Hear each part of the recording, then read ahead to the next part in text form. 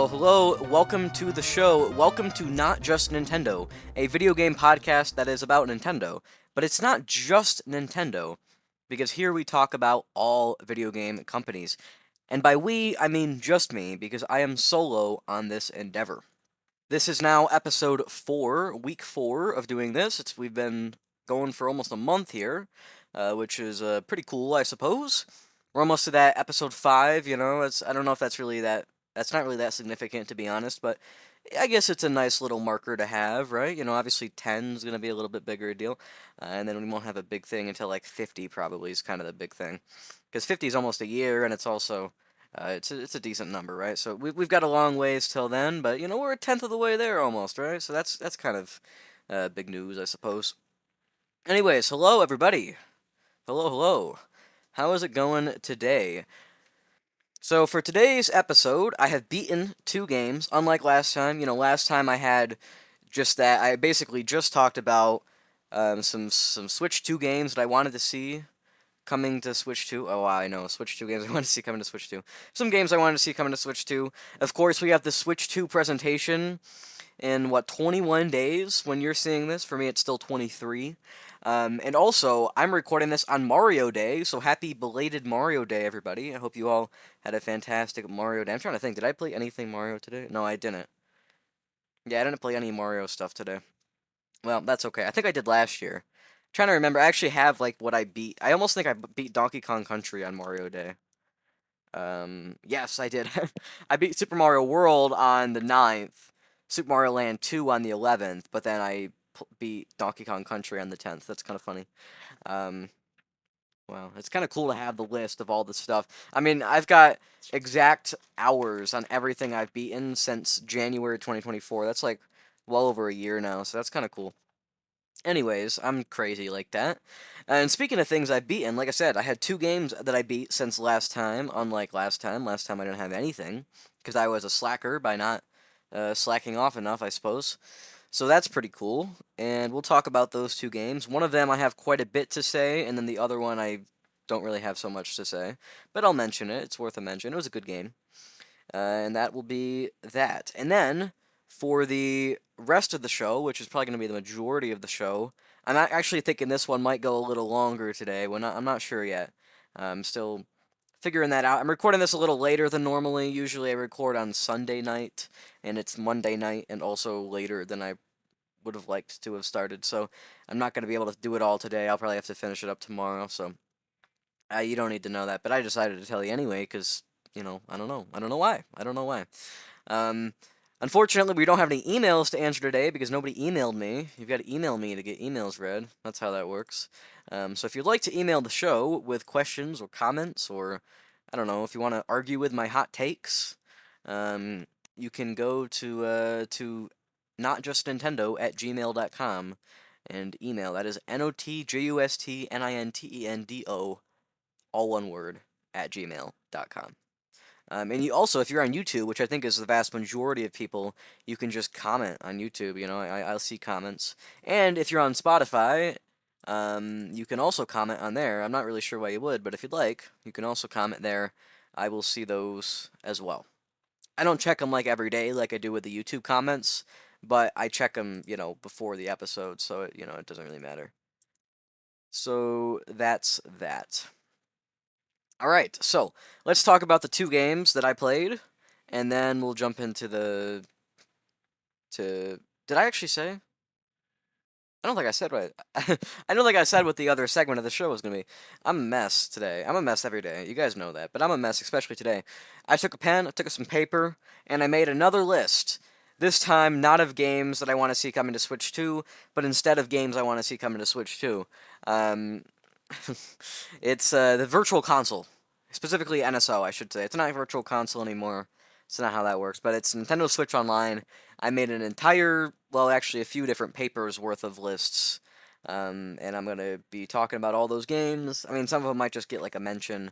Others might actually, I might talk about a little bit, but, there's some cool things, and that'll be fun, and that'll be most of the show. I think I said that this show might go a little longer. We'll see.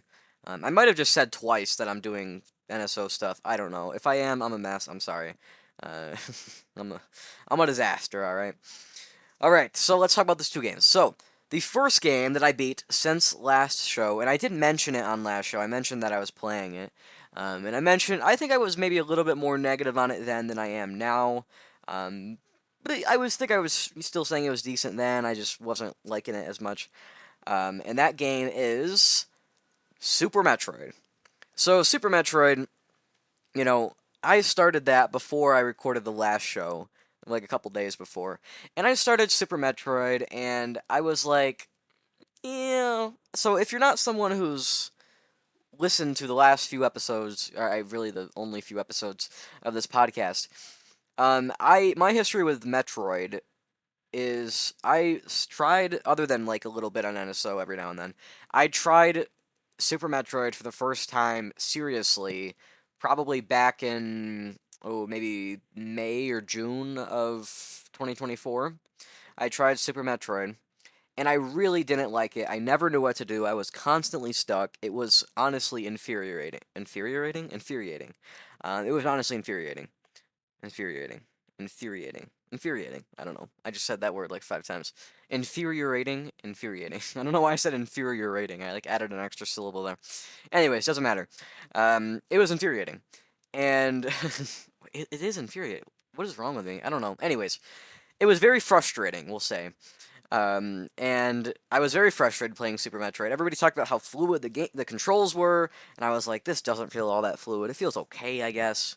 There were one-way doors everywhere. I would go through a one-way door, and then I'd not know how to get back. And I'm like, am I soft-locked? And I was like, surely I'm not soft-locked.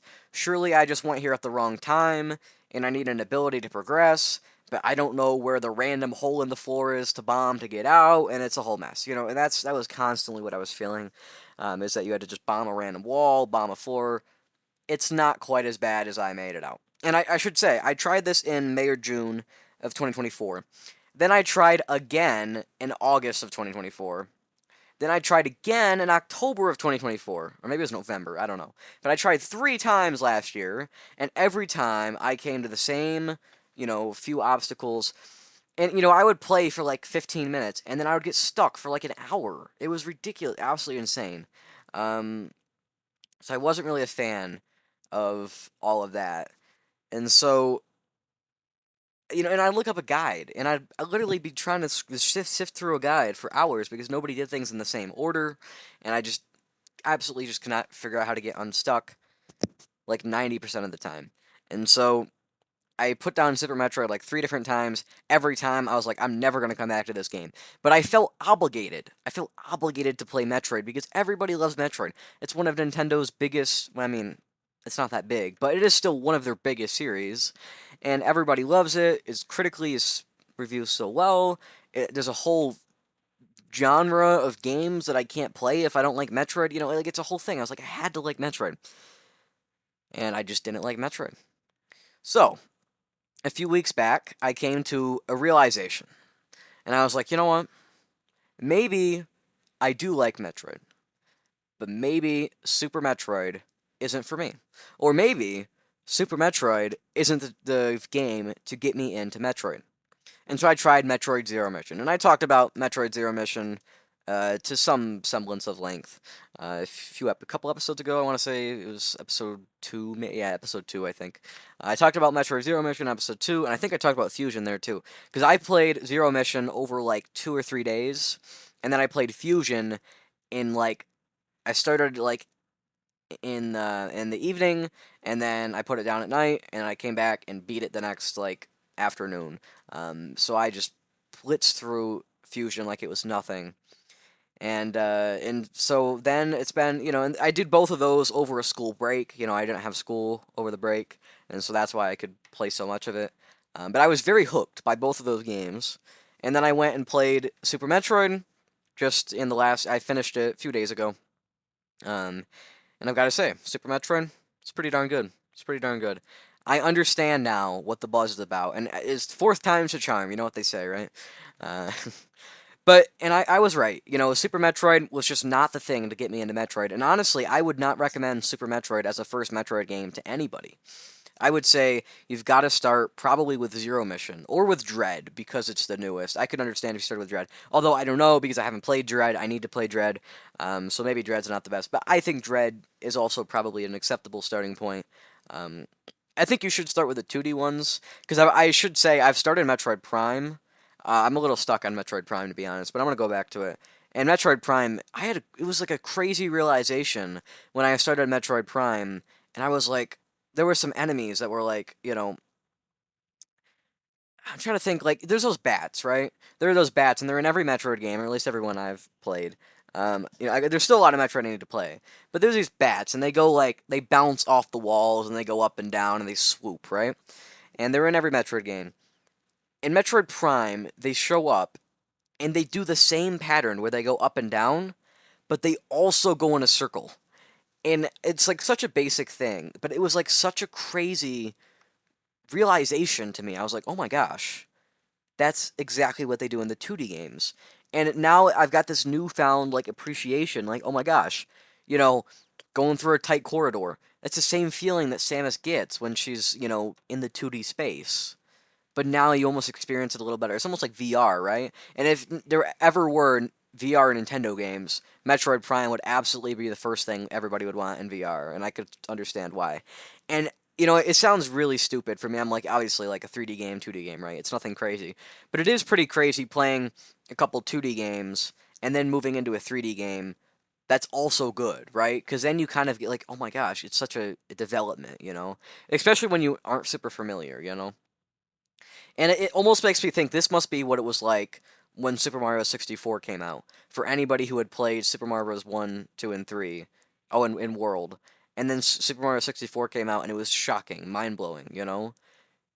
I had not quite as bad, but a little bit of that with Metroid Prime, and I've got to say, it's great. But I'm still working on Metroid Prime. It's not something I'll probably talk about next week. I'm probably going to take my time with it, and, but who knows, honestly. Hard to say. I might not. We'll see. So yes, Metroid Prime, one of the things I'm playing now. Let's get back to Super Metroid, though. Super Metroid, as far as the controls and the fluidity, a lot of people talk that, it's quite fluid, it feels quite nice to control. It's fine. It's acceptable. I don't think it's anything extraordinary. I mean, honestly, I think Fusion and Zero Mission both feel tighter, and both feel better to control. If I'm being honest with you, nothing really inherently wrong with Super Metroid. Well, okay, the wall jumping's not great. If we're being honest, the wall jumping kind of sucks. Like, it's not. I mean, by the end, I could do it reliably, but it still didn't feel great. And at the beginning, it's so tough to like get that down, and I don't know. Didn't really like it. I didn't really like how the grapple hook worked, and I know that's not a popular opinion. I know I have a lot of hot takes here about Super Metroid. If you want to email the show about how wrong I am, go for it. Um, so I really don't like the grapple hook. There's a lot of things, minor things, I really just didn't feel. I will say I really did like the power up where you can see through walls, so you can kind of see if you have to bomb a random floor or something to get a missile upgrade. I liked that kind of stuff. I think I only had a little bit more than a row of energy tanks by the end, because of course I had save states, so it wasn't a huge deal. Um, I don't think I really like abused it too much, but I definitely there at the end I made a couple save states in the final few bosses. So probably starting at Ridley. That's not a spoiler that Ridley's a boss in this game, right? I mean that's kind of I mean it's a Metroid game, right? Obviously. Um, I guess I could I guess I could spoil Super Metroid. I don't know. If you don't want spoilers on Super Metroid, go away. I don't think it's going to be too long. I'll put a timestamp in the description. These spoilers are going to be pretty light anyway. I don't have that much to say, but I'll quickly get into it. Alright, so, I've got to say, when you first start playing Super Metroid, and you land on planet Zebes or Zebes. I don't know. Probably Zebes. I don't know. I always say Zebes. I don't know if what's the correct pronunciation there. And you go down. I think you go off to the left, right? And you go down the staircase. You go through like Crateria. You get down to I think it's Brinstar. I think you get to Brinstar. And you get like the morph ball, and you get those first few upgrades where you're just one after another, boom, boom, boom, knocking them out like nothing, right? That's amazing. absolutely fantastic. Like, it's masterfully done. And when I came back the last time, this time, when I was playing Super Metroid, I was like, oh my gosh, like, was I really blind to this before? And I think the upgrades and stuff get a little bit weaker later on. I think the game does get weak in the middle. I think it starts really, really strong, it ends really, really strong, and in the middle, it's pretty good. It's pretty good. Overall, probably a top 20 game for me. I don't know. I think all three Metroids there might be in the top 20, which is high praise for sure. But then again, I haven't played that many games in the grand scheme of things. I'm definitely not somebody who's played hundreds and hundreds. I think as far as things I've beaten, I'm probably not even quite at 100 games that I've beaten. So if I wanted to make like a top 100 list of games I've played, I think I'd struggle. I could definitely do a top 50, and I might end up doing a top 50. A top 100, I think I'd struggle a little bit. There'd be some things on there that I don't like too much. So, anyways, but my point is, Super Metroid, pretty darn good game. There was the Ridley boss fight. I know you're supposed to, or at least I'm pretty sure you're supposed to. I know in Fusion and stuff, you're supposed to fight him using the charge beam, with like the spread shot, whatever that's called. I can't remember. Is it plasma beam? I don't know. Well, you've got three shots like in a row. Um, I think you're supposed to fight him like that. Where you point down with the arm cannon and then you jump up and I guess sometimes you have to jump, sometimes you don't, and you shoot him that way. I tried a little bit of that, but honestly, I was struggling, so I just used missiles. I ran out of missiles, and then the last few hits, I had to do the last few hits like the charge beam. But it was just too hard to charge the beam. And then he would come down, and sometimes you'd have to go in a morph ball and roll away, and then you'd lose your charge, and then turn into bombs, and it was a mess. So I found it easier to do it with missiles. Maybe I'm wrong, but it seems like every guide I'd look up, because I was struggling. I looked up a guide, and everybody was doing that charge shot thing, and I really just couldn't get that to work. Quite so well. Oh, there was another big thing in Super Metroid, another big moment that was fantastic. Also right there at the beginning. I think it's like right after the escape sequence, the first, like the opening escape sequence. 'Cause there's two in this game. There's two. I think there's two. Yeah, I think there's two. Right after that sequence, you go down and you go in a room, or maybe this is after you get the morph ball. I'm not sure. It's somewhere at the beginning of the game, and you enter the boss fight room from Metroid or Metroid Zero Mission, whichever one, with Mother Brain. Oh my gosh, that was so crazy. I was walking through that room and I literally had to stop in my tracks. I'm like, wait a minute. This is totally the same room. And obviously, afterwards, I was like, oh, duh, obviously it's the same room, right? But I just had that little moment of realization. I was like, oh my gosh, Like, there's almost some world building here. Yeah, wow. I mean, I've got to say, Super Metroid, pretty awesome. I'm going to probably end the spoiler section here because I don't have that much to say. It's one of those things that, maybe one day I'll try to have someone on who's played these games, but, I'm not, I don't know people. It's the problem. I have a couple friends. Most of them don't play a ton of these old Nintendo games and stuff, so I might have somebody on here so soon, but I don't imagine we'll be talking about Metroid because I can't imagine. I don't know anybody who's played Metroid. At least if I do, I don't know that they've played Metroid. It's not something that. It's not the most popular of things.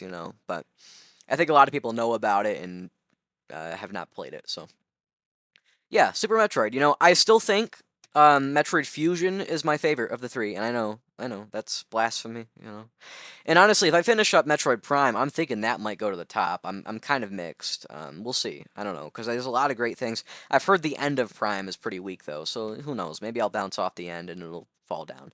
But just from what I've played of Prime, I'm like, man, this might even be better than all the 2D ones, or at least the 2D ones I've played. But yeah, so for me, Metroid Fusion, Metroid Zero Mission's pretty close, and Super Metroid's pretty close to that. They're all pretty close to the top. And, there could be a day I wake up and I'm like, you know what, maybe Super Metroid is better. And then the next day I'm like, well, maybe it's Zero Mission. And then the next day I'm back to Fusion. But I think generally, at least where I'm feeling right now, I would say probably Fusion is my favorite, followed by Zero Mission, followed by Super Metroid. But Super Metroid, still a fantastic game. I think everybody should play it. And I think but it shouldn't be your first Metroidvania. It shouldn't be your first Metroid game. I think Metroid Zero Mission should probably be your first Metroidvania, and then I think you probably should play all the Metroids before you get into other Metroidvanias. I think, but I'm not the best authority for Metroidvanias because I haven't played very many. I'm looking to, right? I need to play Metroid Dread, and I need to play Metroid Samus Returns. For some reason, every time I'm talking about Zero Mission, I want to say Samus Returns, and every time I'm talking about Samus Returns, I want to look up Zero Mission. I remember in Zero Mission, there was one part when I got lost. Because in Super Metroid, I still got lost a little bit, not too bad. In Zero Mission, I got lost a bit less, and in Fusion, I almost never got lost.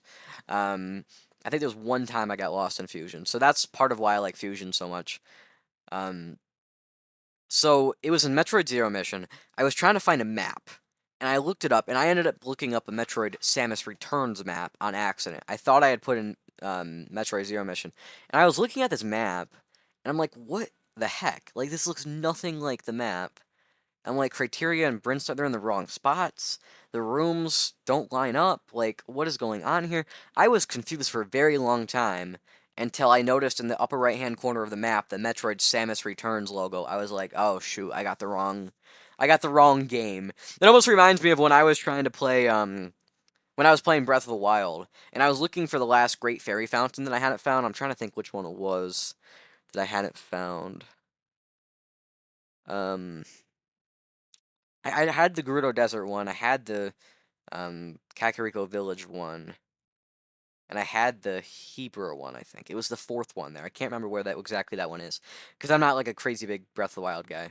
Maybe it's near Eldon, I'm not sure. But anyways, I was looking for that final Great Fairy Fountain, and I looked up Great Fairy Fountain map, because I figured it would probably give me Breath of the Wild and not Ocarina of Time, right? That was the only other thing. And it gave me the Tears of the Kingdom ones. And I like literally was looking around on the map for a long time, like, where are these fairies? It didn't even occur to me that I was looking at the Tears of the Kingdom map and that they were the same map, but the fairy fountains were in the wrong spots, right? So I had that same thing with Samus Returns and Zero Mission, and I thought that was kind of funny. It was not in the moment. In the moment, I was quite upset, but in hindsight, it was quite funny. So yes, I beat Metroid, Super Metroid, I should say. I almost said Metroid Super, which would be a weird alternate reality if it was titled Metroid Super. But yes, I beat Super Metroid on March 7th, so a few days ago. Total of 8 hours. I'm not sure if that's fast or slow for Super Metroid. I don't really know. I guess I could check on how long to beat for Super Metroid. I think for both Fusion and Zero Mission, I was a tad bit slow, but I don't think it was too slow. Um, I don't think I'm very good at Metroidvanias, to be honest with you. Let's see, Super Metroid. They say 7.5. Okay, so I was a little slow, but it wasn't too bad. Okay, that's pretty cool. All right. So the other game that I beat since last week, I'll probably be talking about for less time. I just have less to say about it, to be honest with you. It was a game called Once Upon a Jester. So Once Upon a Jester is a game by, I'm gonna try real hard right here. Bonte Avond. Bonte Avond, I think. Honestly, I think it's Bonte Avond. I don't know. Bonte space Avond. Bonte Avond. I think. Because it's Dutch. I'm not a Dutchman. I don't speak Dutch. So I don't know. Not entirely sure. I think that's how you say that. So if anybody is Dutch, don't shoot me. But if you want to tell me how to pronounce that, go feel free. Feel free to email the show, right? Anyways, so they're these guys. They're musicians, but they're also game designers, which is actually really a neat thing. You know, you don't tend to see a whole lot of that crossed. And I learned that apparently they have like other games as well, which is pretty cool. They made let's see, they have Crash'em and the Dragon of Terzaville, who got his neck broken in a weird accident. And those are both free downloads, very short things, I guess. I'm looking at their website here. They made longer things. They made Tower Guy, Everybody Wham Wham, Once Upon a Jester, and the newest thing, or maybe it's coming. Yeah, I think it's coming. Bonnie Bear Saves Frog Time. So as you can imagine from some of these titles, especially the Dragon of Terzaville, who got his neck broken in a weird accident, you can imagine that these are actually quite goofy, ridiculous games. And they're indie games. This Once Upon a Jester was free on GOG. I think it's pronounced GOG, GOG Galaxy, GOG. I always say GOG. It might be GOG. I don't know. I say GOG Galaxy. That's the launcher by CD Projekt Red, and their whole thing is that they're like DRM free. So you like, in theory, one day if the store shut down, you could actually just take your games and import them to Steam or store them locally instead of having to worry about losing your stuff. Whereas on like Steam, right, if Steam shuts down, there may be some developers who will honor a second version, but most games will just disappear. So that's kind of the benefit to GOG. I don't really use GOG much myself. I only have GOG for the few free things that pop up. Generally, free stuff pops up on Epic more often than not. So I've talked about several games. Well, I say several. I've talked about a couple games on the show. Definitely not several. I've talked about a couple games on the show that have been free on Epic. I played Behind the Frame, The Finest Scenery earlier this year. In February 1st, I beat that game. And then like last year, when I wasn't doing the podcast, but I talked about it in my top 50 games, and I think I've mentioned it. I played like Poem was one that I played free on Epic Games. So there's free stuff on Epic Games all the time, and occasionally there's free stuff on GOG or on Steam. And Once Upon a Jester just so happened to be something that was free on GOG back in I think it was October or November, and I claimed it and I played it just now in March. So I started in March. Yeah, so March. And Once Upon a Jester, it's a music-based thing, as you might have guessed by the two musicians thing that I was talking about.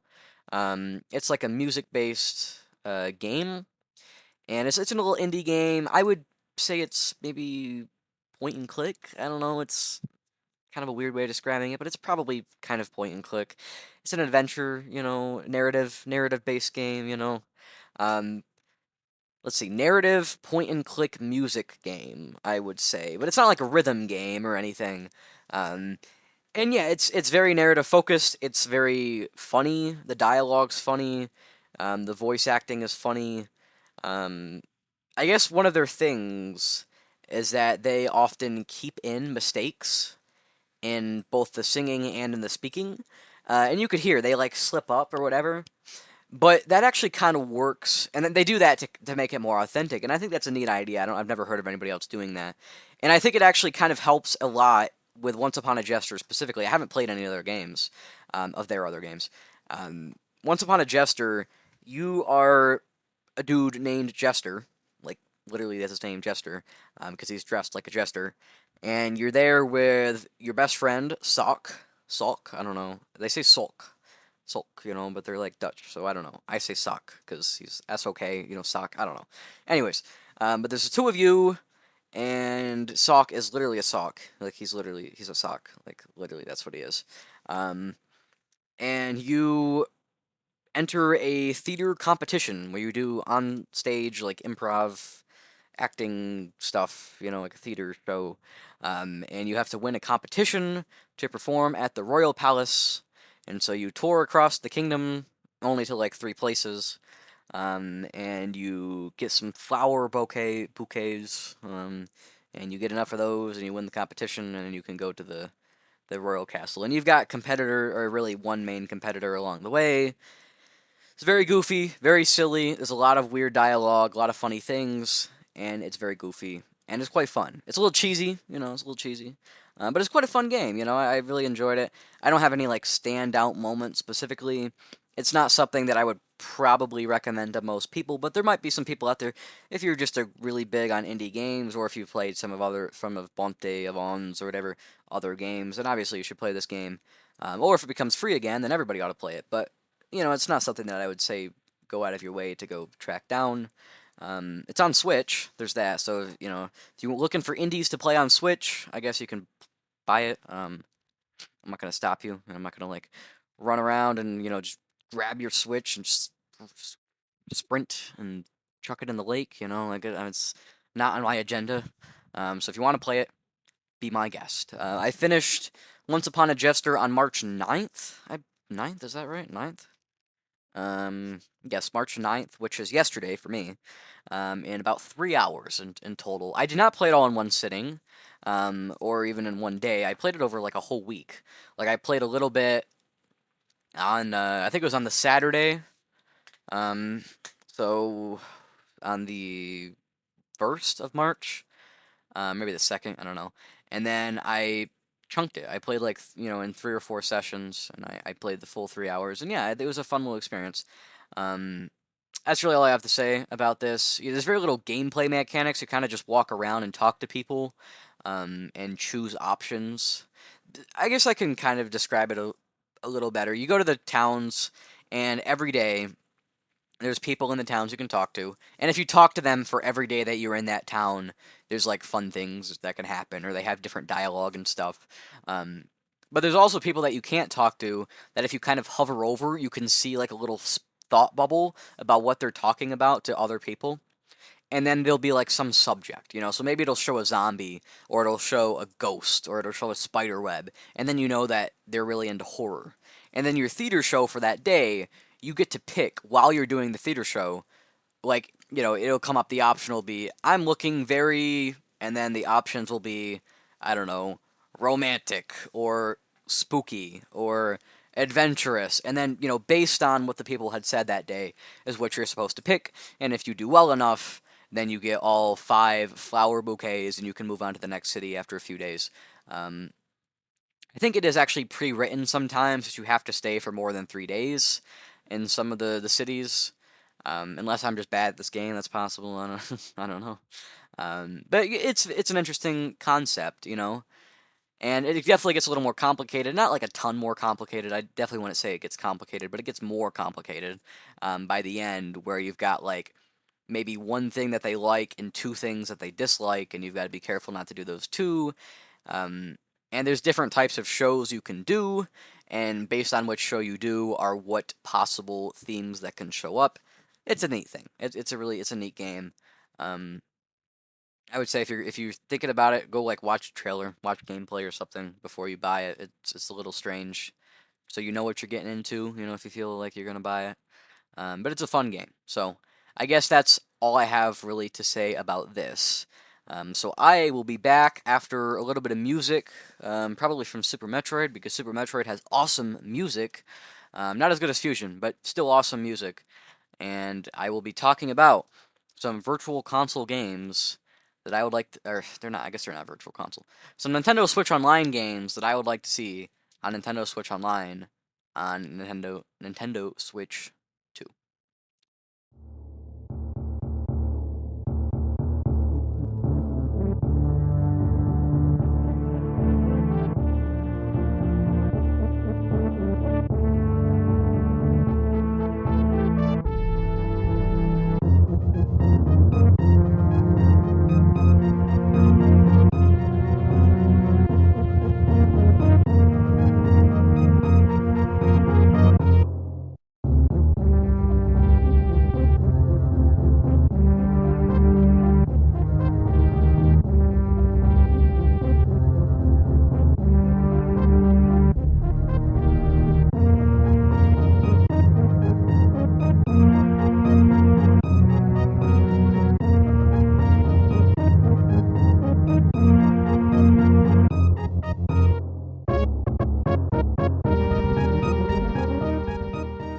Alright, so let's get right into it. Now, first, I do want to say that it is implied I want all Nintendo Switch Online games from the consoles that already exist. I want all of those carried over. These are just additional things. So I'm not gonna like write down Super Mario Brothers 3. I want to see Super Mario Brothers 3 because we already have Super Mario Brothers 3, right? Of course, I still want it there, but these are just things that we don't currently have that I'd like to see added. And there might be things that I missed that I didn't think of. If you'd like to email any suggestions you have, again, email the show at notjustnintendo@gmail.com, NOTJUSTNINTENDO, or comment on YouTube or Spotify. You can comment on any NSO suggestions that you have as well. I'd be happy to read them on the show and talk about them myself, and maybe I haven't even heard of the game. Who knows? Alright. So, on NES, I'm probably not going to talk a ton about each of these games, but maybe a little bit here and there. The first game that I put for NES that I want, it's actually 6 games. I want a full series. I want Mega Man 1, 2, 3, 4, 5, 6, right? So we did get the Game Boy series of Mega Man games, and I played the first Game Boy game, Wily's Revenge. Of course, the Game Boy games are different to the NES games to different degrees. I think, like, some of them are quite similar. Like, they have a lot of the same levels and stuff. Others are completely different, and then there's some that are kind of in between. So, they have the Game Boy Mega Mans. Why not have the NES Mega Mans, right? Those are the ones people actually want to play. Of course, the answer as to why not is because they have the Mega Man Legacy Collection, which I need to pick up at some point and play. So this one is very unlikely because of that collection, and I'm sure that's why they haven't been put on the NES NSO, because there's a collection, and Capcom, wants to make their collection money, which I understand. But I think it would be cool if we also had a way to play it on Switch Online. Although there are the remakes on Genesis, there's that collection. But it'd be cool to have the original versions and stuff as well. And those remakes are only for what, like the first 3 games or something, so we'd still need 4, 5, 6. And we might as well have all 6. Of course, the Mega Man's being one of the more famous 2D platformers around, and it's something that I really want to play. I don't have much history with Mega Man personally, but I like to build some history. I like to play the games and stuff. I think that'd be a fun thing to do. And I started Game Boy. The first one, I started the Wily's Revenge, and I hated it. I was like, this game sucks. I beat it, but it was the bottom scoring game for my end of the year ranking last year. And I'm not like a Mega Man hater, but I just didn't like that game. So maybe the NES ones are better. I hope they are. I imagine they probably are. I'm thinking it's just a Game Boy problem. So that was the first thing. The second thing is Bionic Commando. That is a Capcom 2D platformer that came out back on NES. Of course, all of these are on NES. And I don't honestly know a whole lot about Bionic Commando other than the fact that it's supposed to be really good. There's no like, if I remember correctly, this is the one where you don't have any jumping. You just use like a grappling hook off like things you swing on them. And it's a 2D platformer and it's supposed to be really good. So that's why I want that one. That's a Capcom game. Another thing that I don't imagine, I feel like Capcom hasn't really brought over much. There's been a few things here and there, but I don't think they've brought over a ton as far as games to NSO. There's also Adventure Island 1 and 2. I've lumped them together here. Adventure Island was a game by Hudson Soft. These were more like 2D platformers. It's like you're on an island. I mean, that's why it's Adventure Island, right? But there's like palm trees and stuff, and I've heard they're also good 2D platformers. And Hudson Soft is a weird one. Like, there's not a whole lot nowadays that's made by Hudson Soft. Actually, I don't even know. Like, does Hudson Soft still exist? Hudson Soft might not even exist. Yeah, it's defunct completely.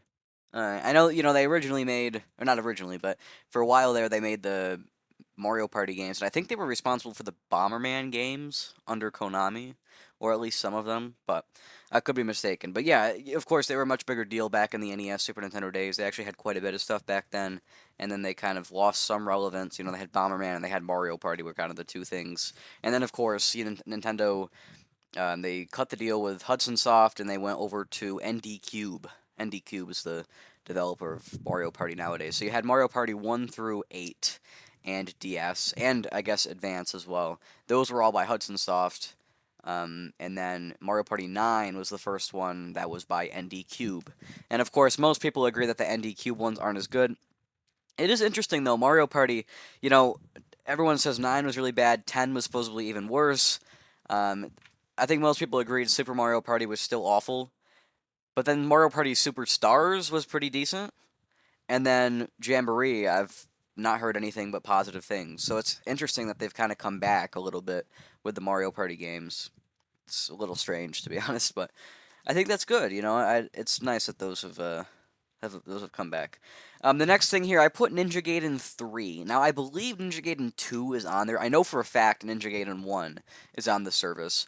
I think Ninja Gaiden 2 is on the service as well. But I'm pretty sure Ninja Gaiden 3 is not on the service. These were Tecmo. They were beat-em-ups. I think they're probably some of the more well-known beat-em-ups back from the NES era. You had like River City Ransom. You had Double Dragon. What's the other one that is really famous and I should totally know? Streets of Rage, right? Is another one. There were a lot. Oh, and then of course they had like TMNT, and then TMNT Shredder's Revenge. There were a lot of those things back in the day. Beat 'em up still exist, but not quite to the same capacity. There was that. Or sorry, not Shredder's Revenge. I meant Turtles in Time. Shredder's Revenge was the new one that they made just like 2021 maybe. Konami, they made another Turtles game based off those old ones. That one was Shredder's Revenge. I actually played a little bit of Shredder's Revenge on Game Pass when I had Game Pass, and personally, I really wasn't feeling it, and so I stopped after just like the first level or two. It just wasn't my thing. I've played almost all of Ninja Gaiden. I played through the whole game. I actually thought it was decently easy until the final boss. I absolutely just could not do the final boss. I didn't really struggle through the rest of the game. Obviously, without save states, I might have, but save stating at the start of levels, I was fine. I didn't even have to like save state during levels. I only had to do it at the start. But then the final boss, man, no matter how many save states I used, no matter if I rewinded, no matter like how many times I tried for a couple hours. I just could not beat that final boss of Ninja Gaiden. So there's a good chance I would never play Ninja Gaiden 3 if they added it, but it's something that I think probably should be there. I think I'd probably try it out and not ever like really get far in it. Same goes for 2. I think 2's on there though. The next ones I've put on here Castlevania 1, 2, and 3. I think 2 was on NES, unless 2 was on Game Boy. No, it was on NES. Yeah, okay. So yeah, 1, 2, 3 Castlevania. 2 was Simon's Quest, right? I don't know what 3 was titled, but I know there was a third one on NES. Of course, Dracula's Curse, right? Okay. Yes. Castlevania, of course, back then they weren't quite. I mean, arguably Metroidvanias. I would say the first one probably doesn't really count. I think by like 3, most people agree that they were maybe a little closer. But I think really like Super Castlevania and then like 4, I think Castlevania 4, or I think it is Super Castlevania 4 as a game. If you can't tell, I'm not a crazy big Castlevania expert, but I definitely want to play some Castlevania games, maybe the DS ones, maybe Symphony of the Night. I have some interest in Castlevania, especially after finding a newfound appreciation for Metroid. I'm suddenly a Metroid fan, so I want to play all the Metroid games, and then I want to go off and play some other Metroidvanias, and I think Castlevania would likely be one of the first ones I'd want to pick up. So Castlevania 1, 2, 3, none of them are here. There is that Castlevania Anniversary Collection on Switch. I don't know how many games it has. I know it has a lot, and it's also like $80. And I don't know, maybe I could grab it at some point, but I don't know. Next on here, I've put the Final Fantasies. Oh, I should say actually, with the Castlevania games, there's no way those are going to come because they're in the collection. These are just things that I want to come. Like Ninja Gaiden, I think that's likely. Not likely, but it's possible. Bionic Commando, maybe. But like the Mega Man games and the Castlevania games, no shot those are coming. I guess Adventure Islands I could see possibly. And then the Final Fantasies, no shot the Final Fantasies are coming. I've put Final Fantasy and Dragon Quest both on here. Of course, I've now played Final Fantasy 1 and 2. I kind of took a little bit of break, went and played a little bit of Final Fantasy Adventure, which isn't a Final Fantasy game, it's a Mana game. And I was partway through that, and I kind of stopped. I'm thinking I'm going to come back and use a guide. It's very archaic. I don't know what to do ever. It's a little annoying, to be honest. But I think it'd be a fun thing to maybe have said I've beaten at some point. And then I can move on to, like, Secret of Mana, which is really why I'm there. As far as Mana is really the one I want to play. But yes, I do intend to play all the other Final Fantasies. And I do mean, well, I was going to say I do mean all the other Final Fantasies. But, like, 11, I think, is the one that's just a MMO and it's only in Japan. And I think, I know for a fact 14 is also an MMO. But that one I might consider playing. 11, I have no interest. But every other Final Fantasy I want to play at some point, including the original version of 7. I want to play the original version of 7, then remake, then rebirth, then whatever the next thing ends up being. I think there's only going to be 3 of them, so the next one's the last one for the Final Fantasy 7 remakes. And then who knows, maybe they'll remake Final Fantasy 9 or something. I know people have talked about that. So I think it would be cool to have the NES versions of the Final Fantasies. Of course, I think we could possibly get Final Fantasy 1. As far as 2 and 3, we didn't get those in the West, but they have every now and then dropped things that we didn't get in the West. They usually don't localize, but I think they have in a few instances. So I think it's possible. Well, it's not possible because Square Enix would never agree to that, but it would be great if they did. And those are all the games that I put in NES. I didn't put very many in NES because there's really just not that many NES games that I want to play. If I'm being completely honest, I've played some. The ones I've played, some of them have been great. And there's a few great NES games out there. But for the most part, I think I've played them all, or most of them. All right, so let's move on to Super Nintendo. I made another list of Super Nintendo games. This one is a little bit longer. It's still not terribly long. I put on here Maximum Carnage. I think it's Spider-Man and Venom or something, or just Spider-Man. I don't know. It's like characters, and then Maximum Carnage. This was a Marvel game back in the day. It's quite famous. It was a red cartridge. There was a gray version and a red version, and I think you tend to see the gray version a little bit more, but the red version is like much cooler. It's red. There's not a ton of like colored Super Nintendo cards, just a couple. But really, that's probably the first one I think of for sure when I think of colored cartridges. It's probably Maximum Carnage, and then of course like Ocarina of Time on 64 was colored. But yeah, and Donkey Kong 64 as well.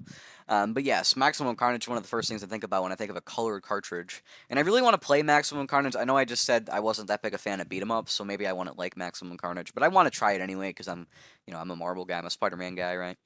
And yeah, Maximum Carnage is supposed to be a really, really good beat 'em up with really good music and stuff.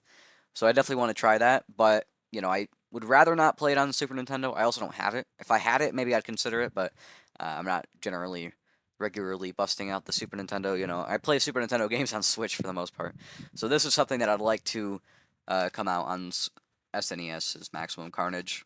This is a game that's really well known. Who actually made Maximum Carnage? Was that Konami? I don't think so, right? I think that was somebody else. Well, Marvel themselves published it, but did they actually make it? Oh, sorry, no, I'm looking at the comic book. Okay. Acclaim made it. Okay. Yeah, alright, Acclaim. Oh, this was on Genesis too. I did not realize that made it to Genesis. That's crazy. Okay. Well, anyways, Maximum Carnage, definitely a game I want to see. I've also put on here Super Star Wars. I think I have Super Star Wars on Super Nintendo, but I'd like it to be on the Switch Online service. This is another one that's not very likely. Actually, basically nothing I've said thus far was likely, other than maybe Ninja Gaiden 3. Of course, Maximum Carnage, the Acclaim stuff. I don't even know who has access to all that stuff. It's a bit of a mess, I believe, because Acclaim's, no longer around. I'm sure there's somebody that has all those properties. Okay, some of them were purchased by Liquid Media Group. Oh, Gregarious Games own it now? Okay. Oh, wait, it's been moved around a little bit. Okay, Liquid Media Group. Yeah, Liquid Media Group. So I don't really know who's responsible for all that stuff. I imagine whoever owns those things probably doesn't, put a lot of those things out again. It's kind of sad that Acclaim, all those games are kind of dead, but it is what it is, right? Hopefully some of them will get revived. Super Star Wars, I believe Super Star Wars, yeah, that was just Lucas Arts. Okay. Or I guess it was Lucasfilm Games at that point. Alright, but yeah, so there was Super Star Wars, there was Empire Strikes Back, and there was Return of the Jedi Super Star Wars. All three of those, I believe, were all in a series. I think it'd be cool to have those on there because I'm a Star Wars fan, but of course, I don't think these are likely either because, getting Star Wars games licensed like that, I would imagine if those games ever came out again and were playable again, they would probably be, remastered in some way instead. And I think these are platformers, but I guess they also have some weird Metroidvania stuff, so that's kind of interesting. Other games I want on Super Nintendo are Soul Blazer and Illusion of Gaia. These are pretty popular things. They're kind of top-down RPGs, but I guess they're a little bit more Zelda-like, I've heard, with combat and stuff. That's what people say about Mana too, though, so these are some RPGs that I want to see on Super Nintendo. Of course, Super Nintendo is kind of the RPG machine. When you think about RPGs over time, the big systems for RPGs have been, the Super Nintendo, the original PlayStation was a big one. And then honestly, RPGs, I guess, the Switch has been pretty big for RPGs. And I guess you could say the PS5 has been pretty big for RPGs. RPGs are kind of in a weird resurgence, which is nice. But yeah, it's interesting that the Super Nintendo and the PlayStation were such huge, giants for RPGs. They've got the best ones of all time. Most people agree. Other games on here, I also put on Mega Man X's. I believe were there 8 Mega Man X's, but I don't think they all came out there on Super Nintendo. It might have been just 6 of them that came out on Super Nintendo, the Mega Man X games. So whatever ones came out on Super Nintendo, I like those on Super Nintendo for the Switch Online. For the same reasons that I want the regular games, I want to be able to play the Mega Man games. It'd be cool to play them all. But unfortunately, they're not the most accessible. I mean, I guess actually Mega Man's not too bad. They're in the Legacy Collection and stuff. So I guess I could just buy that and my problem would be solved. There's also Mega Man 7 that came out on Super Nintendo. I guess after the X's, they figured, hey, let's go back to the original series. And it didn't work out so well, so they just went right back to the X's. So they did Mega Man 7 on Super Nintendo. So I'd like to see that as well. Again, these aren't likely because of the collections and things the Capcom does. But of course, you know that none of these are likely. I also put on here for Super Nintendo, I put SimCity. SimCity, obviously everybody knows what SimCity is. You know, it's EA. It's a really kind of the main city builder. Like, you don't think of another city builder before you think of SimCity. I don't really think I'd play this one too much, but I think, you know, SimCity was obviously big on PC, but it was also quite big on Super Nintendo, and I think it'd be kind of neat, like, it was a pretty important thing on Super Nintendo, sort of like they have Harvest Moon on there. You know, if they've got Harvest Moon on there, why not have something like SimCity? You know, those kind of like endless games, almost like, you know, Tetris, right? I guess they're not entirely endless, but there's some endings you could take with them, but they're not, you know, the same like story based or any of that kind of stuff. So I think it'd be cool to have something like SimCity on there, and I'd probably check it out once or twice and never play it again. But I think it'd be an interesting thing to have on there, and I'm sure there are plenty of people that would get into that. The next one is something I actually looked up while doing research for this list. Or I discovered it while looking stuff up, and that was Metal Warriors, which was an action platformer by LucasArts. Of course, LucasArts, they didn't do a whole lot of stuff besides Star Wars, really. You know, the vast majority of LucasArts games have been Star Wars because that's like the entire reason the studio exists or existed. It doesn't anymore. And that was like basically the entire reason the studio existed was to make Star Wars licensed games. But every now and then, for whatever reason, I guess I just felt like it one day. They made a couple non Star Wars games, and one of those was Metal Warriors, which is apparently like a really, really good action platformer on Super Nintendo. And it's not something you can usually find out and about on cart, so it's really something I think would be cool for preservation purposes to put on Switch Online. But again, none of the things I've said thus far have been likely. Next up, we've got Super Castlevania 4. And also Dracula X, Castlevania Dracula X.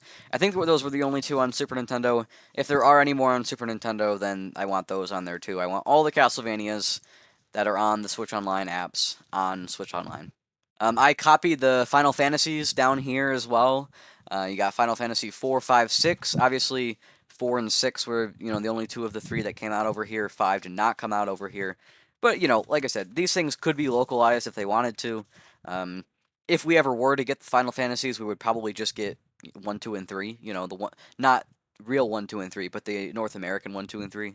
You know, if you don't know, there were 6 Final Fantasy games back between NES and Super Nintendo. 1, 2, 3 on NES, 4, 5, 6 on Super Nintendo. But in the West, those were all in Japan. In the West, all we got was 1, 4, and 6. And to avoid confusion, and actually, by doing so, they created more confusion. They number them 1, 2, and 3 instead of 1, 4, and 6 because, you know, otherwise we'd be missing entries out over here, right? So nowadays, anybody who grew up with the Final Fantasies, you know, they think of them as 1, 4, and 6. But anybody who's gotten into the Final Fantasies since then, when they've been remade and stuff, thinks of them as, you know, 1 through 6 because that's really what originally they were. So it's a little confusing. But if we ever were to get the Final Fantasies, we would probably get 1, 4, and 6, because those are the ones we would get over here.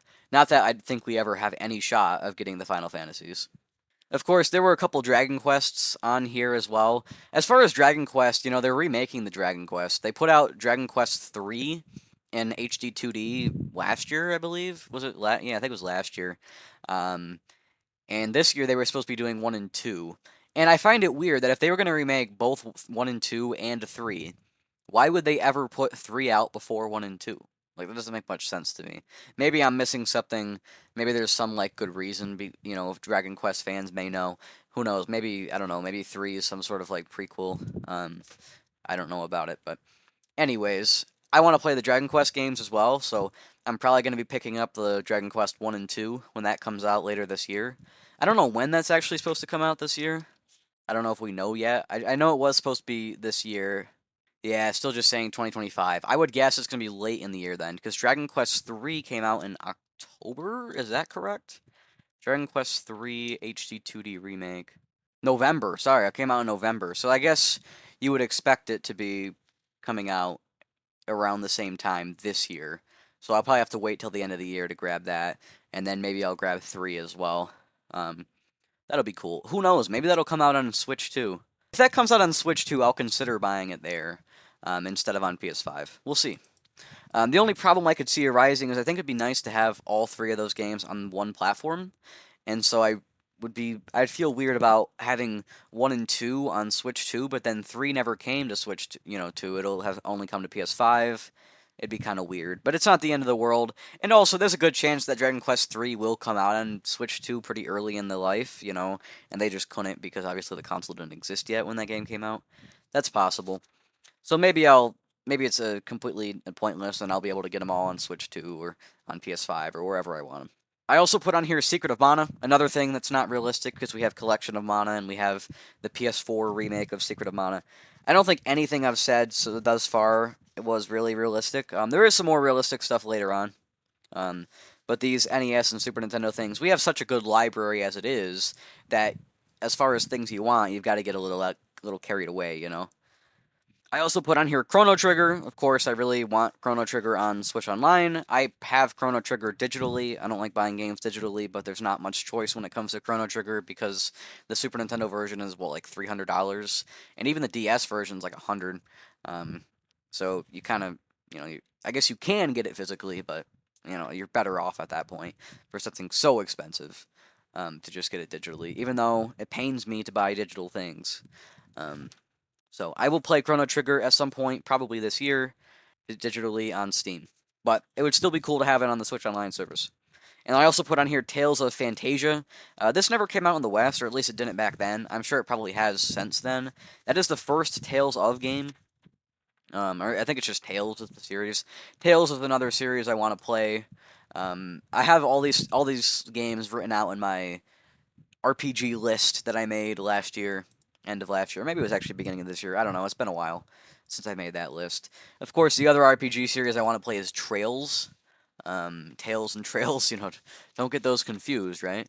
But they remade the first Trails game, Trails in the Sky or something. I think it's Trails in the Sky. They remade that recently, I think, right? Yeah, Trails in the Sky came out recently. Again, they remade it. Or it's coming out this year even. That's cool. Well, anyways, so, a lot of RPGs I want coming to Switch Online on Super Nintendo.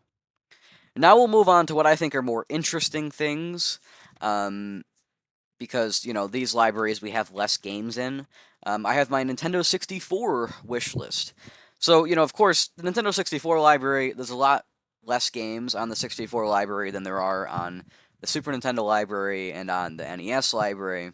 Of course, that's, kind of what you'd expect, right? There were less games on the 64 as it is, and I think there's kind of less important ones because less were made, it took longer to make them.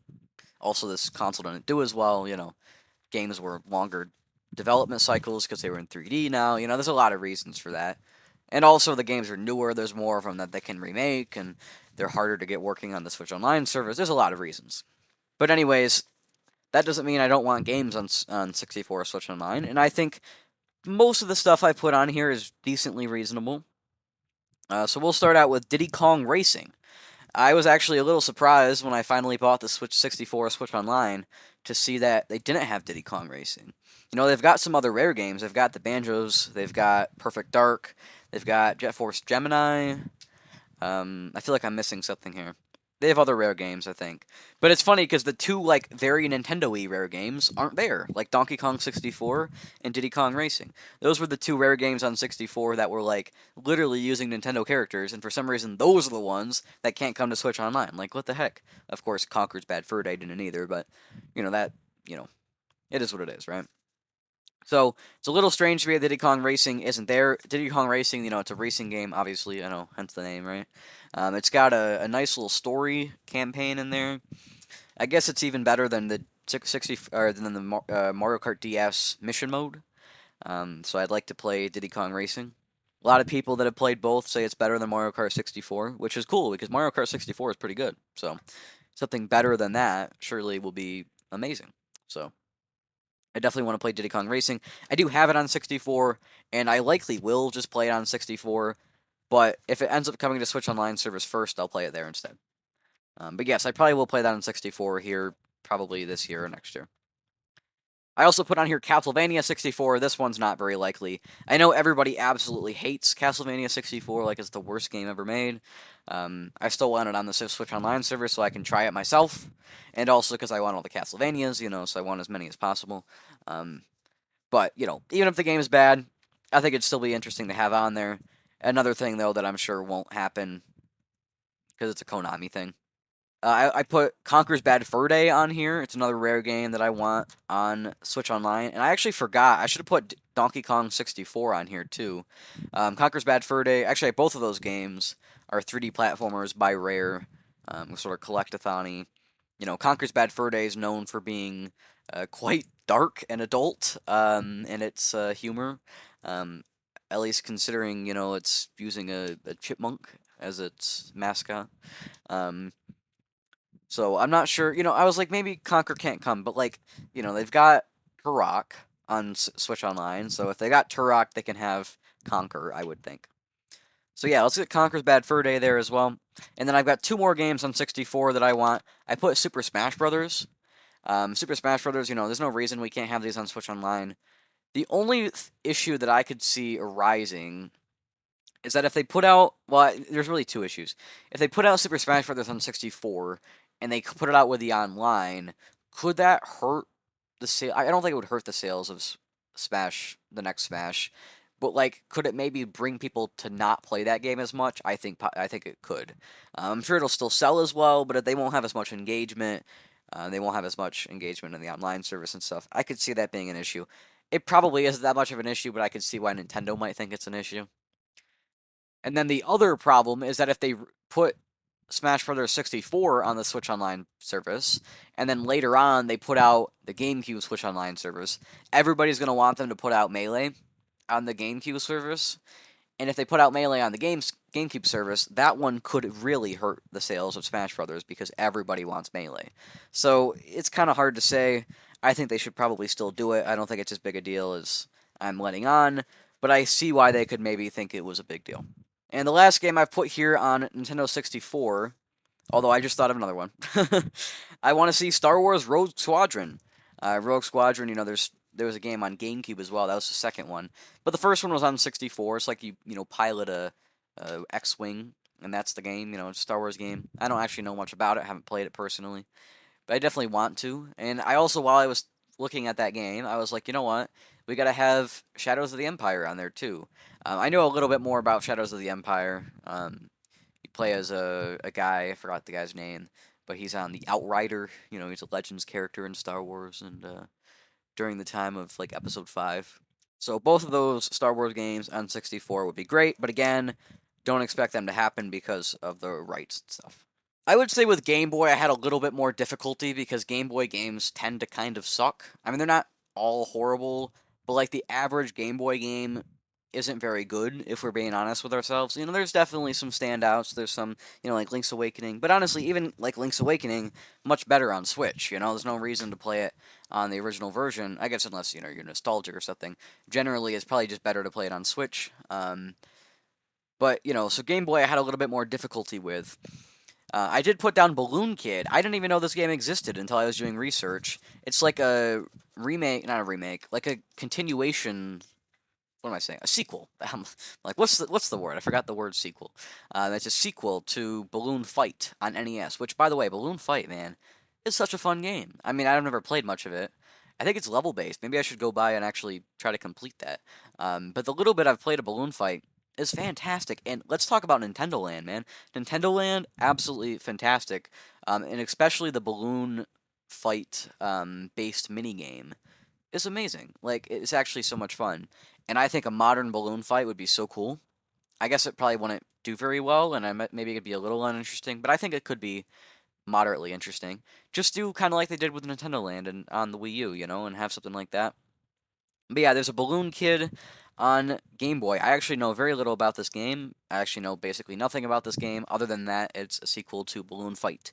And anything of the sort, I want that on Switch Online. And the same goes for Kid Icarus of Myths and Monsters. That is the sequel to Kid Icarus on the NES. We've got Kid Icarus on Switch Online, so why not have Kid Icarus 2 on Switch Online, right? You know what they say? You know what they say? They say, if you've got Kid Icarus, you've got to have Kid Icarus 2. It's like a long 100-year-old saying. Um, so why not have Kid Icarus 2? I probably wouldn't play it, because I don't like Kid Icarus 1, but you might as well have it. Here's actually a funny story.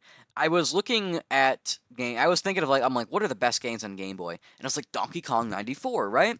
And so I pulled up on my Switch to see like what games were on it already because I was like pretty sure Donkey Kong 94 wasn't on there, but I just wanted to make sure. And literally, they had just added it like a day earlier when I made this list. They had just added Donkey Kong 94 to the service. So if I had made this podcast last week, I would have been talking about um, Donkey Kong 94 coming to Switch Online, and then it would have happened. I could have predicted Donkey Kong 94, but instead I'm stupid. That's a shame. So I'm glad we got Donkey Kong 94. We don't have to worry about that one anymore. And it is good to know that Nintendo's still focused on putting Switch Online games out. You know, they don't put out a ton, it's a little drip feedy.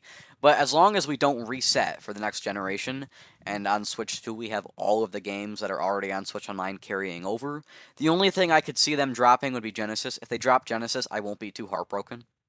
Um, but if they keep all the Nintendo stuff, at least, hopefully Genesis as well, if they carry that all over, I think that would be great.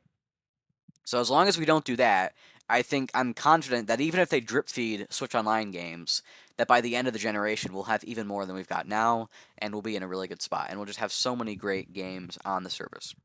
Here's another game that I didn't know about. I guess I must not be very knowledgeable on Game Boy games. It is Wario Blast, which is actually like a Bomberman game that was like guest starring Wario, which sounds awesome, and that's why I want it on the service. Of course, the problem with this one is that it's a Konami game, once again, and Konami doesn't make games, they don't remaster games, they just sit around, basically, so, no, I'm kidding. They sometimes remaster, but they don't make new games. There was also the Saga games, which I think was, what was it, Final Fantasy, it wasn't Adventure, but it was another thing, it was like Final Fantasy something. Um, But Saga is another RPG. Final Fantasy Legend, that's what it was. Okay, so just like they did with Mana, where they didn't want to put out an RPG not under the name Final Fantasy, they did the same thing with Saga, and they put out the first Saga game under Final Fantasy Legend, even though it wasn't a Final Fantasy game, which is hilarious. So I want the Saga games on Game Boy, Switch Online. Again, I don't think they're likely, but I would love it. Another game I want on Game Boy Switch Online is Mole Mania. I'm actually a little surprised this isn't something that's on there. That seems like the kind of thing they would put on there. Mole Mania was the game directed by Miyamoto, and it's got like underground dungeons, and I guess it's actually a lot like Zelda, but you play as a mole. And it was like basically all him making the game. Of course, Miyamoto, has carried Nintendo forever, but Mole Mania is like his, pride and joy, his little, his own little game. I mean, sure, it was like Mario, right? But Bowl Mania is a more recent thing, slightly. It's not very recent, but it's more recent. And so it's kind of cool, a game, and I think I'd like it on Switch Online, and apparently it's one of the best on Game Boy, so I want to see that for myself. I also put on here the first Wario Land and the second Wario Land. Of course, the first Wario Land being titled Super Mario Land 3 Wario Land. Or maybe it's actually backwards. Maybe it's Wario Land Super Mario World 3. Or Land 3, not World 3.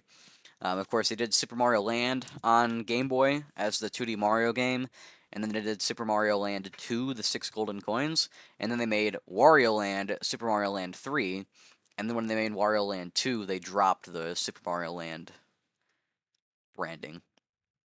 So, we've got Wario Land 3 on Game Boy, we've got Wario Land 4 on Game Boy Advance, so what the heck, why not Wario Land 1 and 2? What did Wario Land 1 and 2 do to you, Nintendo? Come on, people. Alright, I've also put here on Game Boy a pretty obvious one that I'm sure a lot of people would be happy about. The Pokemon games. Let's get, Red and Blue or Yellow or whatever you want to put out, and like Crystal and the other one. I'm not much of a Pokemon guy, I'm sure you can tell. What is it? Gold and Silver and Crystal, I think was what it was. So put those out, why not, right? Because they're old RPGs, Obviously, Nintendo doesn't directly own them, but of course, I'm sure Nintendo, if they wanted to, they could get those things out. The problem is that I'm sure there's a chance of them getting remade and stuff, and then they might not come out. But, personally, I'm not a big Pokemon guy, but I'd be interested in at least in the old Pokemons. So I'd definitely play that if they put that out. Alright, next up we've got the Game Boy Advance. This is another one that I kind of couldn't think of a ton of stuff, but I managed to get a few little things. My first one for Game Boy Advance was Super Monkey Ball Jr. So, of course, this is about the time of Super Monkey Ball on the GameCube. I want to play Super Monkey Ball on the GameCube. the few of them that are out. There's a few of them on GameCube. I want to play those. There are remakes now on Switch, so maybe I'll grab one of those at some point. Um, but yeah, Super Monkey Ball came to Game Boy Advance too, and I think something like Super Monkey Ball on a handheld would be kind of neat. So I want Super Monkey Ball Jr. This is another, this is a Sega game, right? Of course, Monkey Ball is a Sega game. I think a lot of people know that. Um, but Sega kept making games on Nintendo platforms there at the end of the Genesis, at the sorry, not Genesis, the end of the Dreamcast generation, because the Dreamcast did so abysmally that they started just porting over everything they could, from Dreamcast to GameCube and to PS2 and sometimes to Xbox as well. Um, and of course, on handhelds, they were making all their handheld games on Nintendo because the Game Gear was long gone at that point. So it's kind of cool to have Sega games, on Nintendo consoles. Obviously, since then there's been tons. But I think it'd be cool to have a Sega game on the Switch Online service along with the Genesis collection. Like, it's just kind of weird. I also put on here Mario versus Donkey Kong. Having started Donkey Kong 94 now, I'm like a world in. I'm like, wow, this is really good. And Mario versus Donkey Kong is supposed to be like, this the remake, or sorry, the sequel to that.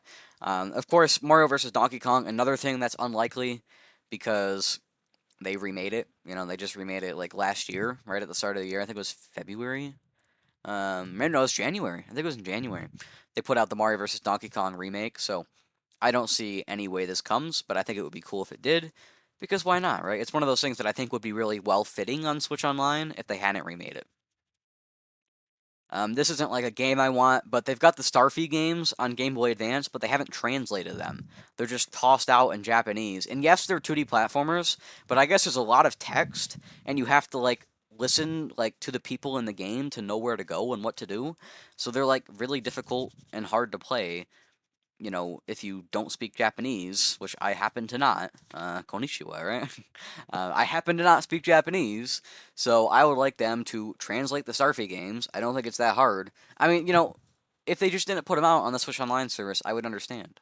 But for some reason, they put them out, just not translated. So, I want them to translate Starfy. I also wrote down Mario Tennis Power Tour, which is funny because it actually looks like Wario Tennis where I wrote it, so that tells you how bad my handwriting is. But yes, Mario Tennis Power Tour. I also put on here Mario Golf Advance Tour. These are the Mario Golf and Mario Tennis games from the Game Boy Advance. We've got most of the other golf and tennis games, so why do we not have the Game Boy Advance ones? Supposedly those are some of the best ones. They've got the RPG modes and stuff. So if we've got the Game Boy ones, if we've got the 64 ones, why don't we have the Game Boy Advance ones? That seems weird. I also put on here the Pokemon games again. I know there was Fire Red and Leaf Green. And I forget, what was the other... Was it Ruby and Sapphire? Yes, Ruby and Sapphire. So those could come out on Game Boy Advance. Again, I don't think the Pokemon games are likely because they'll remake them and stuff. But if they came, I'd be thrilled. Because I would definitely like to play the Pokemon games up through like the DS era. After that, maybe some of them, but I want to play the old ones for sure. And then on Game Boy Advance, the last thing I put was Castlevania Aria of Sorrow. Because again, I want all the Castlevania games. Alright, so that's all the stuff for those Nintendo systems that are on Game Boy Advance. Or, not that are on Game Boy Advance, that are on Switch Online. I guess I didn't make a Genesis list. That's kind of weird. I thought I did. I must not have made a Genesis list. Well, oh well. For Genesis, I personally don't have a ton of things I want to see next on Genesis. I mean, you could put out some of those licensed games that came into both platforms, but I'm not really sure why you would. I think Sonic Spinball's on there. That was one that I wanted. Maybe Sonic 3D Blast, but that might even be on there. I'm not sure. And then I guess you could put out the other Castlevanias that didn't come to Super Nintendo. You could put them out on there. And now we'll get into some Switch Online apps that don't actually exist that I want to see on the Switch too. Of course, we've got the libraries for NES, for Super Nintendo, for Game Boy, Game Boy Advance, 64, and Genesis. But, why can't, on the Switch 2, we have a DS library, right? Of course, people have been talking specifically about GameCube, I think is kind of the one people want more. People have been talking about that for ages. I think probably since the Wii U came out. People have been saying, "Oh, we need GameCube Switch Online," or well, they weren't saying Switch Online. They're like, "Oh, we need GameCube Virtual Console," right? And then I think that really picked up, especially like when the Switch came out. People were like, "Yeah, we need the GameCube Switch Online app," you know? Even before we had a 64 Switch Online app, everybody was like, "Yeah, we need 64 and GameCube." And I was always in the camp that GameCube wasn't happening. Even now, I'm not totally convinced that it's happening on Switch 2, but I never for a second thought that it could possibly happen on Switch. It felt too recent. Now I think we're at the point where it's definitely possible on Switch 2. Definitely possible. I wouldn't quite go as far as likely. Um, I think DS games are likely, though. I think DS games are likely. I think GameCube games are moderately likely. I mean, I could see either way. Almost like a coin flip. I think by next generation, we will have some sort of online app for GameCube games. By the end of next generation, I should say. So, like, in 8 years' time, there will be some way to play. By 8 years from now, there will be a way to play GameCube games. I'm pretty sure. But who knows? You know, I obviously I'm not like a genius. As much as I like to think I am. Um, but anyway, so let's get on with it though. We've got, after the ones that we've already got, I've made a DS wish list as well. This one's a little longer, I think. On DS, I put the Pokemon games. So on DS, there was what, X and Y, and Diamond and Pearl, and Black and White. I know those aren't in order, but I think those are all three on DS. Um, is that right? Or is there more? I don't know. That was fine. Whatever. It doesn't matter. Everybody knows I'm not a big Pokemon guy. I don't know much. But there were those ones on DS. Those ones, again, could potentially come to Switch Online. Again, I don't think those are likely. In fact, they're probably even less likely than the originals. But they're not likely, for sure. But doesn't mean I don't want to see them. All right, the second thing I put on here was Super Mario 64 DS. I think if we did get a DS Switch Online app, this would be a given. Of course, we would have Super Mario 64 DS. Personally, I'm not a crazy big fan of Super Mario 64 DS, but, I do think that it on the Switch would be better, and of course, we would have it on the Switch. The next one's maybe a bit less of a given, but I'd like to see it. Rhythm Heaven. Rhythm Heaven is a series that a lot of people are very sad that it has kind of died off recently. And I agree, it's kind of a weird thing that, you'd think they would be making those still, but they're not anymore. Of course, Rhythm Heaven is possibly one of the most famous rhythm games out there. I mean, you got like Rock Band, you got Guitar Hero, you've got Dance Dance Revolution, but I think Rhythm Heaven's definitely up there, right? Um, I guess nowadays you got things like Beat Saber, in VR. You got mobile stuff. You got those piano tile games. Um, so I guess it's a little different, but I do think Rhythm Heaven is still quite well known and quite popular. I also put Castlevania: Portrait of Ruin, Order of Ecclesia, I don't know, and Dawn of Sorrow. I think that's all of them. I think there are only 3 on DS. Those are the ones I could find. Um, I wasn't aware of any more, but I could have just not ever heard about them. And again, this is just because I want all the Castlevanias, because I want to play them all. I don't think these are likely. Next up, I put Kirby Mass Attack, which is like, I think you could play it multiplayer, but it's almost like the Amazing Mirror, if I'm correct on that, where there's like multiple characters that are all fighting a big boss together. Of course, Amazing Mirror also has levels and stuff, but it's a little different. But Mass Attack, Kirby Mass Attack, I've been playing through all the old Kirbys. I've played every Kirby up through, I guess, Crystal Shards is the newest one I've played. And I'm working on Amazing Mirror, and then I don't have the ones after that, so then I'll probably jump around a little bit. I'm hoping Planet Robobot is remastered like everybody was expecting it to be, and I want to play Forgotten Land, and I want to play Kirby Epic Yarn is another one I want to play. I put on this list as well 999. I really don't know much about 999 other than it's like a visual novel. But I just wanted to put it up here because it's one of those things that I want to play eventually. I think there were a couple other games in that series too, and I can't remember what they're called. Shoot, I don't know actually. Actually, no, I totally do. What was that one? I think there's 3 games, but what was the other one that I do know about? It was on this Nintendo Life podcast. I don't know, man. Anyways, there's more of those. But I put 999 on here. I think it's probably the most popular. I also put Phoenix Wright Ace Attorney. Ace Attorney. I definitely want to play some of these visual novels. The only visual novel I've played is The Murder of Sonic the Hedgehog, which, by the way, that game's awesome. It's also free on Steam. Everybody should play The Murder of Sonic the Hedgehog. But I do want to get into visual novels properly, so I want to play Phoenix Wright. Maybe like Danganronpa, I don't know. But definitely Phoenix Wright is the big one for me. And also Professor Layton. So I put on here as well Professor Layton, The Curious Village, and The Last Spectre.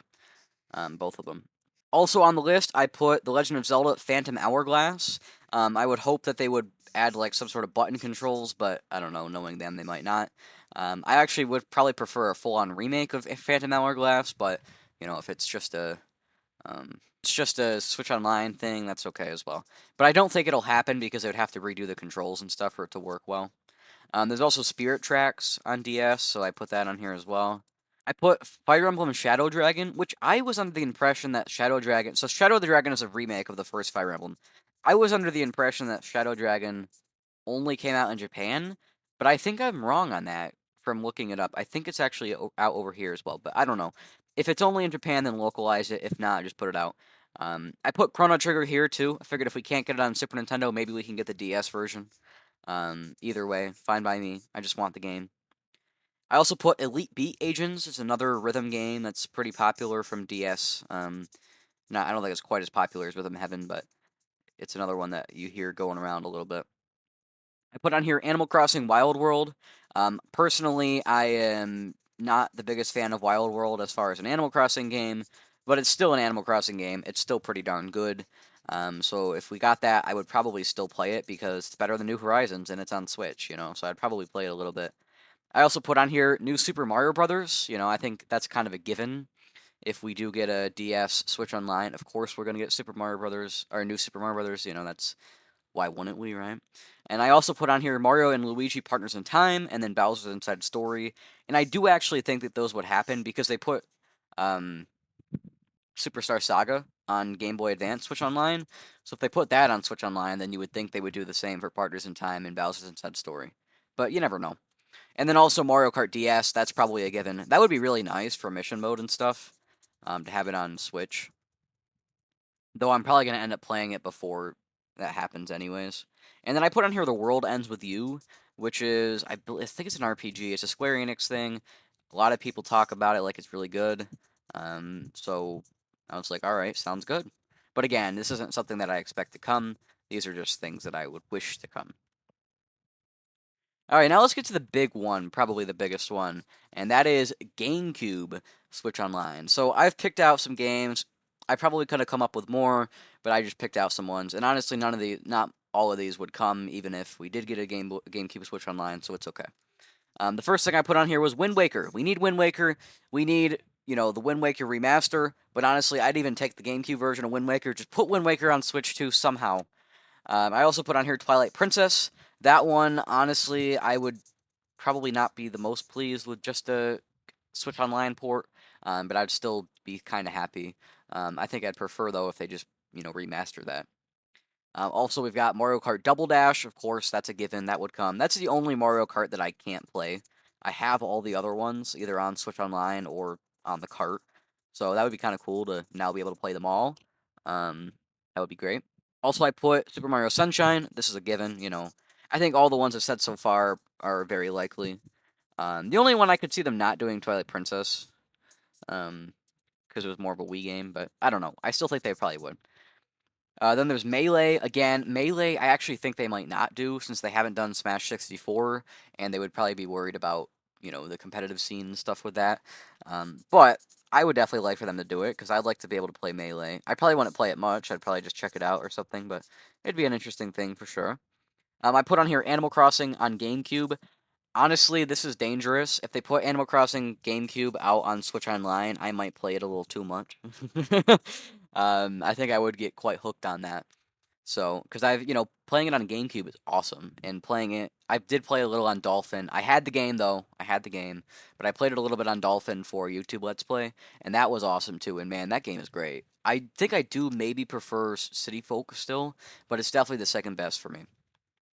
I put on here Star Fox Adventures and Star Fox Assault. I know people don't like those games, but I think they probably still deserve to be here, and I'd still like to play them. I've heard that if you're not a crazy big Star Fox fan, they might actually be pretty good.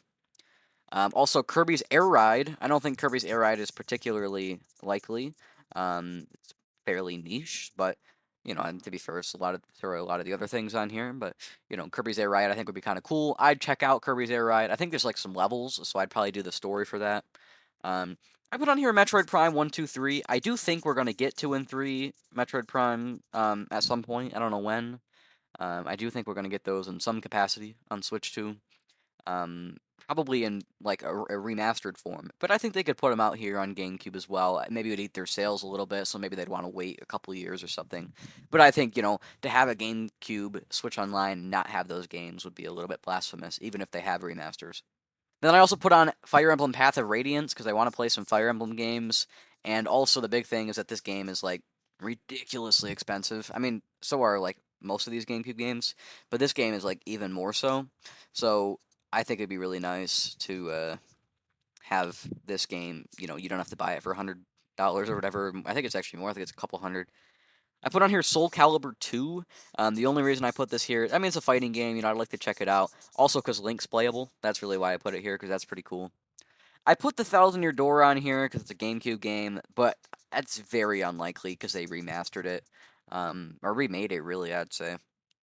But it's on here anyways, Thousand Year Door, one of the best RPGs out there.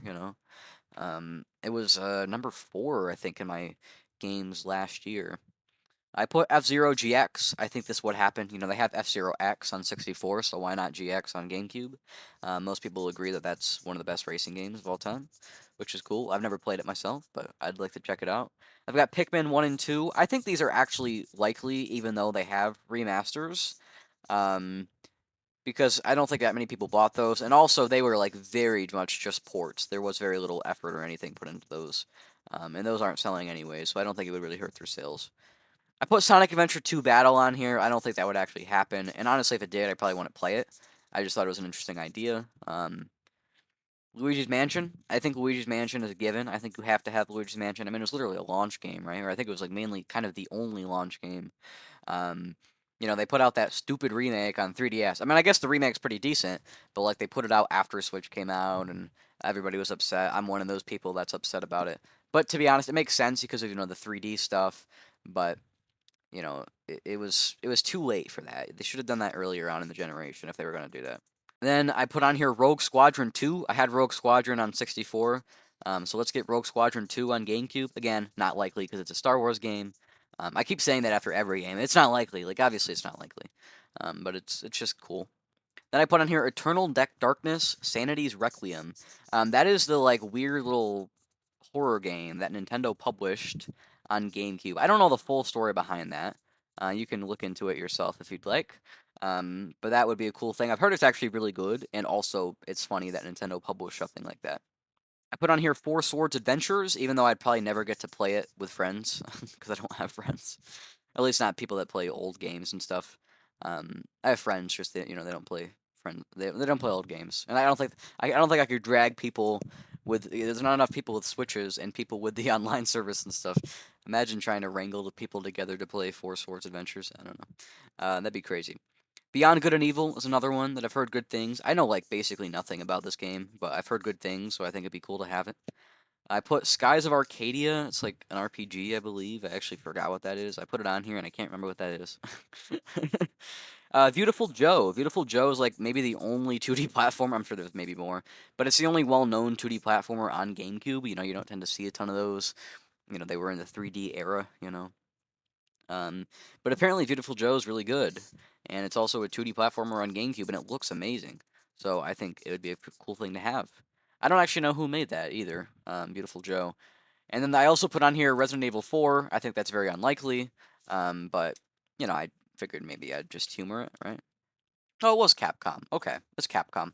It was, I know Resident Evil was. I was looking up Beautiful Joe. Yeah, Beautiful Joe was Capcom as well. That's cool. Maybe there's actually possibility of a remake then, if it was Capcom. It's probably not likely, but it's possible. And then that was all I had for GameCube. So the rest of these things, pretty minor stuff. I've just put down some. I don't actually have any games for them. I just wrote down some libraries that I think we could see. I've got Game Gear games. We could have GameCube games. If we have Genesis games, we could have Game Gear games.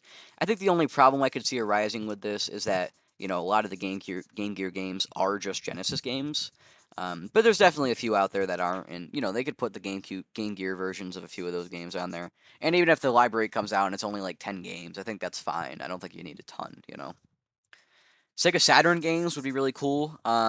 You could make an argument that they're a little bit too new, but I mean it's like 64 games. I don't think that's too new. Like PlayStation obviously isn't happening, right? Because there's a PlayStation for that, right? But something like Sega Saturn, where they're out of the business anyways, or at least they're out of the console business, I think that's quite possible. Sega hasn't, or they've remastered like quite a few of those things, like Shenmue, and I guess Shenmue was Dreamcast though, right? Anyway, they like Panzer Dragoon and that kind of stuff. But they could put out the originals on Switch Online. I don't think it would actually. I don't think it would hurt them.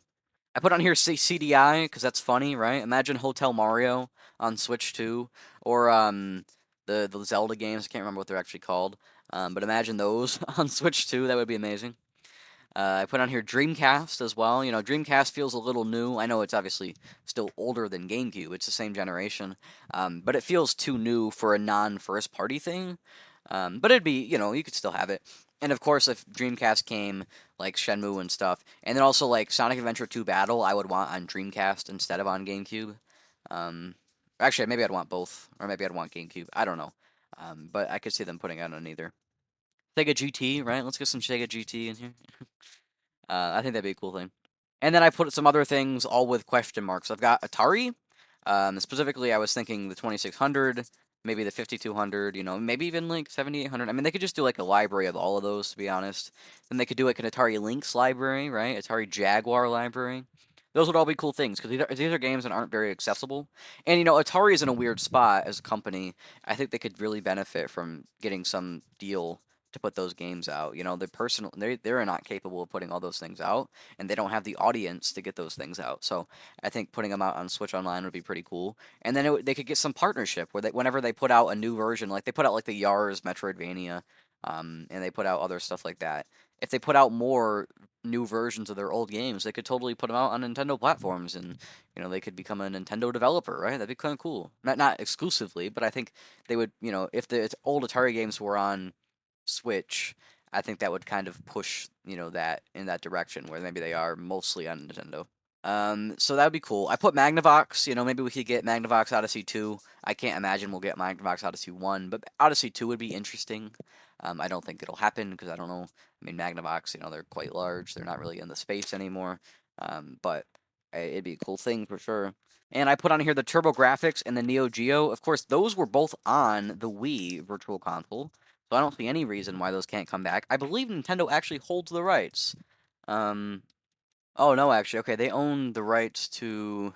Konami owns the rights to TurboGrafx. And is Neo Geo, or sorry, not Neo Geo, is SNK still around? Okay, that's in Saudi Arabia. So fine. I thought Nintendo owned the rights to one of those things. I guess I could be wrong.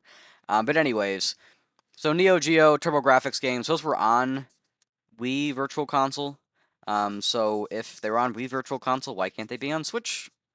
On Switch, Nintendo Switch Online. And then the last thing I put on here was Virtual Boy. I don't think we're gonna get that. But they could put out I don't know, like Mario Tennis or something. Put out that Wario game that was on there. That'd be cool. But of course, there's only a few that ever came out. But it'd be a cool thing to have for sure. And then of course, the ultimate console that we need on Switch Online Virtual Console, besides the CDI, is the Wii U. That's practically ancient history at this point. And really, I'm thinking all we need on Wii U Virtual Console is like 3 games, right? We need Nintendo Land because that game's awesome. Nintendo Land's best game of all time, right up there with Mario 64.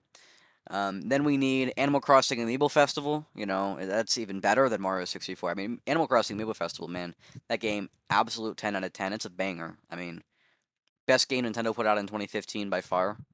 Honestly, best game Nintendo has put out since then. I mean, like, there's literally never been a better Nintendo game. I guess Metroid Other M kind of, gives it a run for its money. But yeah, Animal Crossing Amiibo Festival, absolutely need that game. And then the third game, this is a game I've really wanted to play on Switch for a long time. It's something that, is stuck on Wii U. There's not many games left stuck on Wii U. It'd be really cool to play The Legend of Zelda Breath of the Wild on Switch. I mean, why would they ever put that? Like, they literally put it out on Wii U the same day that the Switch came out. Like, can you believe that? Like, why? Like, that's ridiculous. Why didn't they make a Switch version as well? I mean, like, freaking idiots there, Nintendo. Come on, people. Like, freaking, ugh, can you believe it? Anyways, so, with all that said, thank you all for tuning in. This is, what is this, the fourth episode, fourth week of this. Email the show. Email the show at notjustnintendo@gmail.com, NOTJUSTNINTENDO. There are links to the podcasts, Blue Sky and X.com in the description, but I haven't been posting on there, so I'm not going to read them out. It's pretty pointless. But if you want to join, you can. You can also join the Discord. The links to that is also in the description. That is not particularly active, but if you guys join, maybe it will be, right? So you can join that. That's my YouTube Discord, but of course, it can go for multiple things, Alright, so with all that said, I will see you all next week. 21 days till Switch 2 presentation. Let's roll the music.